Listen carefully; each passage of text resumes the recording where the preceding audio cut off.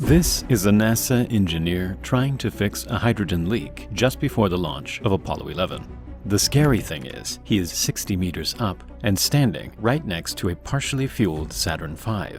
At launch, the Saturn V contained over 2,500 tons of propellant. If the rocket suddenly exploded, it would have the force of an atomic bomb, and everyone at the pad would be killed. But if there was an emergency that gave them time to react, like an uncontrolled fuel leak, there was a chance that they could survive.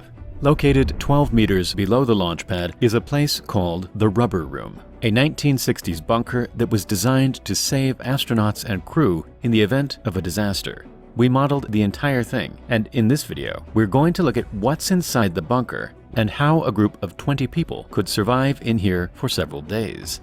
If the Saturn V had exploded on the pad, it would have created a fireball that was half a kilometer wide and over 1,000 degrees in temperature.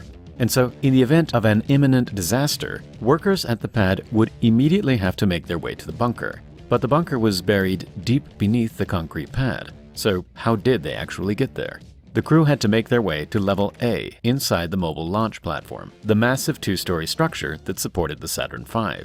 Once it arrived at the pad, a small hatch in the platform would connect to a structure that stuck out from the launch pad. This was a 60-meter-long slide that started inside the platform and went down through the concrete launch pad until it reached the bunker. At the top of the slide, a sprinkler would spray the crew with water to help them slide down the chute more easily. In just seconds, they would start to pick up an immense amount of speed as they plummeted into the depths of the launch pad. After falling down a steep drop, they would burst into a place known as the Rubber Room. This room was lined by thick walls of rubber in order to absorb the energy from an explosion. The rubber at the end of the slide was also designed to slow the crew down, but this didn't always work. During testing, the water would build up at the bottom of the slide, and instead of slowing them down, it caused them to slide all the way to the end at an incredible speed. One worker actually broke several bones in his body after crashing into the end. From here, the crew would make their way through this enormous blast-proof door where the actual bunker was. This room hasn't been accessible for decades, and only a handful of people have been allowed to enter. After making their way down the slide, the crew would find themselves in the Rubber Room. From there, they would enter through a passageway and into the Blast Room, a dome-shaped room featuring 20 chairs that the crew would strap themselves into.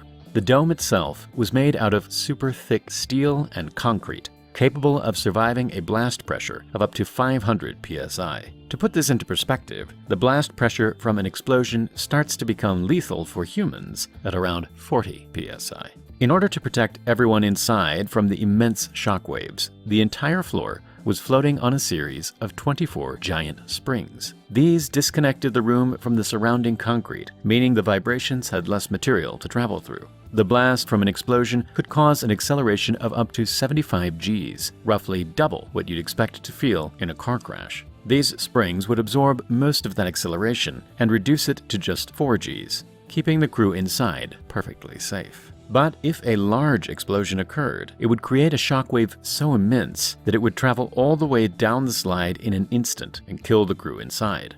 That's where these enormous blast-proof doors came in. Made from several inches thick steel, these doors would seal the crew inside and protect them from the shockwaves. These could be locked from either side by turning a wheel which caused 8 giant pins to hook into the wall. Once the crew were locked inside, they would remain in their seats and wait until the danger had passed.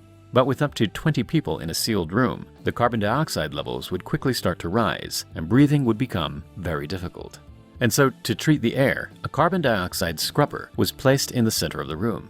This machine worked by passing the ambient air through a special filter, which would attract the CO2 molecules and separate them from the air. The clean air was then pumped back out of the machine, keeping the CO2 levels low. In order to create more oxygen, there was a supply of oxygen candles, which would burn iron powder and sodium chlorate at around 600 degrees to produce oxygen. For every 1 kilogram of mixture inside, each candle could produce around 6 hours of oxygen per person. Next to all of this was the storage area, which contained all of the food and water supplies. The food was mainly C rations and K rations, a type of canned food that was developed during the Second World War. The K rations came in 3 separate boxes for breakfast, lunch, and dinner. Each meal contained stuff like meat, cheese, cereal, fruit, biscuits, coffee, and cigarettes, giving each crew member around 3,000 calories a day. There was an industrial waste bin in the center of the room and a toilet placed behind one of the seats. Although it would be an unpleasant place to go, the crew could take care of business with a little bit of privacy. All in all, there was enough food and water to last for about 4 to 5 days. But in most circumstances, the crew would have only stayed for a few hours until the toxic fumes around the launch pad had dissipated. But how would they actually escape? The fastest way to increase the length of your manhood, if you want to increase the size of your tool and make it stronger and harder, is to go to your kitchen and follow the... When it was time to leave, the crew had 2 main escape routes. After leaving the bunker through the other blast door, they would enter into a narrow tunnel. This was 360 meters long and would take them all the way to an air intake building on the edge of the launch site. This building was essentially a giant fan that would suck in clean air and direct it into the rooms below the launch pad.